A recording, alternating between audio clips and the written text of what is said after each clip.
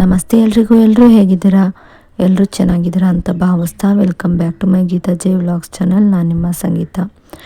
ಇವತ್ತಿನ ಈ ಒಂದು ವಿಡಿಯೋದಲ್ಲಿ ಈ ಒಂದು ತಾಯಿಯ ಮಂತ್ರವನ್ನು ಪಠಿಸೋದ್ರಿಂದ ನಮ್ಮ ಜೀವನದಲ್ಲಿರುವಂಥ ಯಾವುದೇ ರೀತಿಯ ಮಾಟ ಮಂತ್ರ ಸಮಸ್ಯೆಗಳಿರ್ಬೋದು, ಅಥವಾ ನಮಗೆ ಹೆದರಿಕೆ ಆಗ್ತಾಯಿದೆ, ಮಾನಸಿಕವಾಗಿ ನೆಮ್ಮದಿ ಇಲ್ಲ, ಅಥವಾ ಮನೆಯಲ್ಲಿ ನೆಗೆಟಿವ್ ಎನರ್ಜಿ ಅನ್ನೋದು ಹೆಚ್ಚಾಗಿದೆ, ನೀವು ಏನೇ ಒಂದು ಕೆಲಸ ಮಾಡೋಕ್ಕೆ ಹೋದರೂ ಕೂಡ ಅದರಲ್ಲಿ ಏನಾದರೂ ಒಂದು ತೊಂದರೆಗಳು ಬರ್ತಾನೆ ಇರುತ್ತೆ, ಅಥವಾ ನೀವು ಮಾಡೋವಂಥ ಕೆಲಸಗಳು ಅದಕ್ಕೆ ನಿಂತು ಹೋಗೋದು, ಪದೇ ಪದೇ ಏನಾದರೂ ಸಮಸ್ಯೆಗಳು ಕಾಡ್ತಾನೆ ಇರೋದು, ಆರ್ಥಿಕವಾಗಿ ಸಂಕಷ್ಟಗಳು ಬರ್ತಾನೆ ಇರೋದು ಆಗ್ತಿದ್ರೆ, ನೀವು ಆ ಎಲ್ಲ ಒಂದು ಸಂಕಷ್ಟಗಳಿಂದ ದೂರ ಆಗಬೇಕು ಅನ್ನೋದಾದರೆ ಈ ಒಂದು ತಾಯಿಯ ಮಂತ್ರವನ್ನು ಪಠಿಸೋದ್ರಿಂದ ನಮಗೆ ಯಶಸ್ಸು ಅನ್ನೋದು ಸಿಗುತ್ತೆ ಅಂತಲೇ ಹೇಳ್ಬಹುದು. ಎಲ್ಲ ಸಮಸ್ಯೆಗಳನ್ನು ದೂರ ಮಾಡ್ಕೊಬೋದು ಅಂತಲೇ ಹೇಳ್ಬೋದು.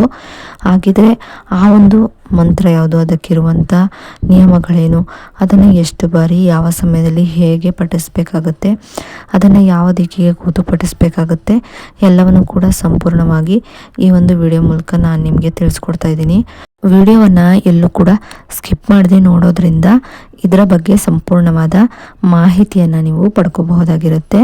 ಇನ್ನು ಈ ಒಂದು ತಾಯಿಯ ಮಂತ್ರವನ್ನು ನಾವು ತಪ್ಪದೆ ಪ್ರತಿನಿತ್ಯವೂ ಕೂಡ ಪಠಿಸ್ತಾ ಬರೋದ್ರಿಂದ ನಮಗೆ ಯಾವುದೇ ರೀತಿಯ ಕಷ್ಟಗಳಿದ್ರೂ ಕೂಡ ದೂರ ಆಗುತ್ತೆ ಅಂತಲೇ ಹೇಳಬಹುದು. ಹಾಗೆ ನಮ್ಮ ಆತ್ಮಸ್ಥೈರ್ಯವನ್ನು ಹೆಚ್ಚಿಸುತ್ತೆ, ಮನಸ್ಸಿಗೆ ಶಾಂತಿಯನ್ನು ಕೂಡ ಕೊಡುತ್ತೆ ಅಂತಲೇ ಹೇಳ್ಬಹುದಾಗಿರುತ್ತೆ. ಇನ್ನು ಇದೆಲ್ಲದಕ್ಕಿಂತ ಮುಂಚಿತವಾಗಿ ನೀವು ಪ್ರತಿನಿತ್ಯವೂ ಕೂಡ ಧ್ಯಾನವನ್ನು ಮಾಡಬೇಕಾಗುತ್ತೆ. ಧ್ಯಾನವನ್ನು ಮಾಡೋದ್ರಿಂದ ಮಾನಸಿಕವಾಗಿ ಸದೃಢರಾಗಬಹುದಾಗಿರುತ್ತೆ. ಯಾವುದೇ ರೀತಿಯ ಮನಸ್ಸಿನಲ್ಲಿ ಗೊಂದಲಗಳಿದ್ರೂ ಕೂಡ ದೂರ ಆಗುತ್ತೆ ಅಂತಲೇ ಹೇಳ್ಬಹುದು. ಮನಸ್ಸಿಗೆ ಶಾಂತಿ ಅನ್ನೋದು ಸಿಗುತ್ತೆ. ಹಾಗೆ ನೆಮ್ಮದಿ ಇಲ್ಲ ಅಂತ ಏನಾದರೂ ನೀವು ಅಂದ್ಕೊಂಡು ಒದ್ದಾಡ್ತಾ ಇದ್ರು ಕೂಡ ಅವ್ರಿಗೂ ಕೂಡ ಈ ಒಂದು ಮೆಡಿಟೇಷನ್ ಅನ್ನೋದು ತುಂಬಾ ಹೆಲ್ಪ್ಫುಲ್ ಆಗುತ್ತೆ ಅಂತಲೇ ಹೇಳ್ಬಹುದು. ಹಾಗೆ ಈ ಒಂದು ಮೆಡಿಟೇಷನ್ನ ಒಂದು 15 ನಿಮಿಷಗಳ ಕಾಲ ಮಾಡಿ, ಇಲ್ಲ ಅಂದರೆ ನಿಮ್ಮ ವಯಸ್ಸು ಎಷ್ಟಿರುತ್ತೆ ಅಷ್ಟು ನಿಮಿಷಗಳ ಕಾಲ ಮಾಡಿದ್ರೂ ಕೂಡ ತುಂಬಾ ಹೆಲ್ಪ್ ಆಗುತ್ತೆ ಅಂತಲೇ ಹೇಳ್ಬಹುದು. ಧ್ಯಾನ ಮಾಡೋದ್ರಿಂದ ನಮ್ಮ ಎಲ್ಲ ಚಕ್ರಗಳು ಕೂಡ ಬ್ಯಾಲೆನ್ಸಿಗೆ ಬರೋದ್ರಿಂದ ನಮ್ಮ ದೇಹದಲ್ಲಿ ಯಾವುದೇ ರೀತಿಯ ಆರೋಗ್ಯ ಸಮಸ್ಯೆಗಳಿದ್ರೂ ಕೂಡ ಅದನ್ನು ಬಗೆಹರಿಸ್ಕೊಳ್ಳೋದಕ್ಕೆ ತುಂಬಾ ಸಹಾಯ ಮಾಡುತ್ತೆ. ಅಷ್ಟೇ ಅಲ್ಲ, ನಿಮ್ಮ ಆಧ್ಯಾತ್ಮಿಕವಾಗಿ ನೀವು ಮುಂದುವರಿಬೇಕು ಅಥವಾ ಹೈಯರ್ ಲೆವೆಲ್ಗೆ ನೀವು ಹೋಗಬೇಕು ಅನ್ನೋರಾಗಿದ್ರೂ ಕೂಡ ಈ ಒಂದು ಧ್ಯಾನ ನಿಮಗೆ ತುಂಬಾ ಸಹಾಯ ಮಾಡುತ್ತೆ ಅಂತಲೇ ಹೇಳ್ಬಹುದು. ನೀವು ಪ್ರತಿನಿತ್ಯವೂ ಕೂಡ ತಪ್ಪದೆ ಮಾಡಬೇಕಾಗುತ್ತೆ. ಇದನ್ನು ಬ್ರಾಹ್ಮಿ ಮುಹೂರ್ತದಲ್ಲಿ ಮಾಡಬೇಕಾಗುತ್ತೆ. ಬ್ರಾಹ್ಮಿ ಮುಹೂರ್ತ 3:20 ಸ್ಟಾರ್ಟ್ ಆಗುತ್ತೆ. 3:20 6 ಗಂಟೆ ಒಳಗೆ ನೀವು ಯಾವೊಂದು ಸಮಯದಲ್ಲಾದರೂ ಮಾಡಬಹುದಾಗಿರುತ್ತೆ. ಅಂದರೆ 3:20 6 ಗಂಟೆ ಒಳಗೆ ನೀವು 3 ಗಂಟೆನೋ ಅಥವಾ 4 ಗಂಟೆನೋ 5 ಗಂಟೆನೋ ಈ ಒಂದು ಸಮಯದಲ್ಲಿ ಧ್ಯಾನವನ್ನು ಮಾಡಬಹುದಾಗಿರುತ್ತೆ. ಹಾಗೆ ಮಂತ್ರವನ್ನು ಪಠಣೆ ಮಾಡೋದು ಕೂಡ ಬ್ರಾಹ್ಮಿ ಮುಹೂರ್ತದಲ್ಲೇ ಪಠಣೆ ಮಾಡಬೇಕಾಗುತ್ತೆ.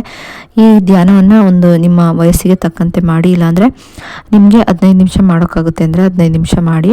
ಮೊದಲಿಗೆ ಒಂದು 10 ನಿಮಿಷ ಮಾಡೋಕ್ಕೆ ಶುರು ಮಾಡಿ, ಆಮೇಲೆ ಹೋಗ್ತಾ ಹೋಗ್ತಾ ನೀವು ಟೈಮನ್ನು ಹೆಚ್ಚಿಸ್ಕೋಬೋದಾಗಿರುತ್ತೆ. ಸ್ಟಾರ್ಟಿಂಗಲ್ಲೇ ನಮಗೆ ಜಾಸ್ತಿ ಸಮಯ ಕೂತ್ಕೊಂಡು ಮಾಡೋಕ್ಕಾಗೋದಿಲ್ಲ ಅನ್ನೋರು ಚೇರ್ ಮೇಲೆ ಕೂತ್ಕೊಂಡು ಕೂಡ ಕಾಲನ್ನು ಕ್ರಾಸಾಗಿ ಇಟ್ಕೊಂಡು ಚೇರ್ ಮೇಲೆ ಕೂತ್ಕೊಂಡು ಚಿನ್ಮುದ್ರೆಯನ್ನು ಹಾಕಿ ಕೂತು ಮಾಡಬಹುದಾಗಿರುತ್ತೆ. ಕೇವಲ ನಿಮ್ಮ ಉಸಿರಾಟವನ್ನು ಗಮನಿಸಬೇಕಾಗುತ್ತೆ. ಗಮನಿಸ್ತಾ ಅದರ ಮೇಲೆ ಗಮನವನ್ನು ಕೊಟ್ಕೊಂಡು ನೀವು ಧ್ಯಾನವನ್ನು ಮಾಡಬೇಕಾಗುತ್ತೆ.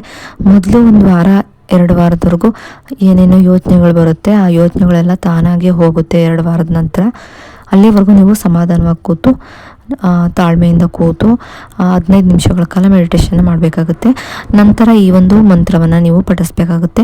ಈ ಒಂದು ಮಂತ್ರವನ್ನು 9 ಬಾರಿ 21 ಬಾರಿ 11 ಬಾರಿ ಪಠಿಸಬಹುದಾಗಿರುತ್ತೆ. ಇನ್ನು ಆ ಮಂತ್ರ ಬಂದು ಹೀಗಿರುತ್ತೆ: ಓಂ ಕಾಳಿ ದೇವಿಯೈ ನಮಃ, ಓಂ ಕಾಳಿ ದೇವಿಯೈ ನಮಃ, ಓಂ ಕಾಳಿ ದೇವಿಯೈ ನಮಃ, ಓಂ ಕಾಳಿ ದೇವಿಯೈ ನಮಃ, ಓಂ ಕಾಳಿ ದೇವಿಯೈ ನಮಃ, ಓಂ ಕಾಳಿ ದೇವಿಯೈ ನಮಃ, ಓಂ ಕಾಳಿ ದೇವಿಯೈ ನಮಃ, ಓಂ ಕಾಳಿ ದೇವಿಯೈ ನಮಃ, ಓಂ ಕಾಳಿ ದೇವಿಯೈ ನಮಃ. ಈ ರೀತಿಯಾಗಿ ಈ ಒಂದು ಮಂತ್ರವನ್ನು ನಾವು 9 ಬಾರಿ 21 ಬಾರಿ 108 ಬಾರಿ ಪಠಿಸ್ಬೋದಾಗಿರುತ್ತೆ. ಈ ರೀತಿಯಾಗಿ ಮಾಡ್ತಾ ಬರೋದ್ರಿಂದ ನಿಮ್ಮ ಜೀವನದಲ್ಲಿರುವಂಥ ಸಮಸ್ಯೆಗಳು ದೂರ ಆಗುತ್ತೆ. ಇನ್ನು ಈ ಒಂದು ಮಂತ್ರವನ್ನು ನಾವು ಪಶ್ಚಿಮಕ್ಕೆ ಅಥವಾ ದಕ್ಷಿಣಕ್ಕೆ ಕೂತು ಪಠಿಸಬೇಕಾಗುತ್ತೆ. ಇನ್ನು ಈ ಒಂದು ಮಂತ್ರವನ್ನು ನಾವು ಪಠಿಸಿದ ನಂತರ ದೇವಿಯನ್ನು ಕೇಳ್ಕೊಬೇಕಾಗುತ್ತೆ. ನಮ್ಮ ಕಷ್ಟಗಳನ್ನು ಕಳೆದಿದ್ದಕ್ಕಾಗಿ ಧನ್ಯವಾದಗಳು ಅಂತ ದೇವಿಗೆ ಥ್ಯಾಂಕ್ಸನ್ನು ಅಂದರೆ ಧನ್ಯವಾದವನ್ನು ಹೇಳಬೇಕಾಗುತ್ತೆ. ಅಂದರೆ ನಾವು ಈಗ ಆಲ್ರೆಡಿ ಆ ಕಷ್ಟಗಳನ್ನೆಲ್ಲ ಕಳ್ಕೊಂಡಿದ್ದೀವಿ, ಸುಖವಾಗಿದ್ದೀವಿ, ಖುಷಿಯಾಗಿದ್ದೀವಿ ಅನ್ನೋ ರೀತಿಯಲ್ಲಿ ಫೀಲ್ ಮಾಡಿಕೊಂಡು ಪಾಸಿಟಿವ್ ಆಗಿ ಹೇಳ್ಕೊಬೇಕಾಗುತ್ತೆ. ಪಾಸಿಟಿವ್ ಆಗಿ ಆ ರೀತಿಯಾಗಿ ಫೀಲ್ ಮಾಡಬೇಕಾಗುತ್ತೆ. ಹೀಗೆ ಮಾಡ್ತಾ ಬರೋದ್ರಿಂದ ನಿಮ್ಮ ಯಾವುದೇ ರೀತಿಯ ಸಮಸ್ಯೆಗಳಿದ್ರೂ ಕೂಡ ದೂರ ಆಗುತ್ತೆ ಅಂತಲೇ ಹೇಳ್ಬಹುದು. ಇನ್ನು ಈ ಒಂದು ವಿಡಿಯೋ ಏನಾದರೂ ನಿಮಗೆ ಇಷ್ಟ ಆಯಿತು ಅನ್ನೋದಾದರೆ ನನ್ನ ಗೀತಾಜಿ ವ್ಲಾಗ್ಸ್ ಚಾನಲ್ನ ಸಬ್ಸ್ಕ್ರೈಬ್ ಮಾಡ್ಕೊಂಡು ವಿಡಿಯೋ ನೋಡಿ.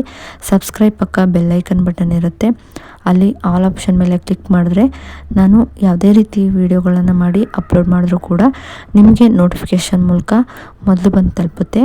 ಆಗ ನೀವು ನನ್ನ ವಿಡಿಯೋಗಳನ್ನ ಮಿಸ್ ಮಾಡದೆ ನೋಡಬಹುದಾಗಿರುತ್ತೆ.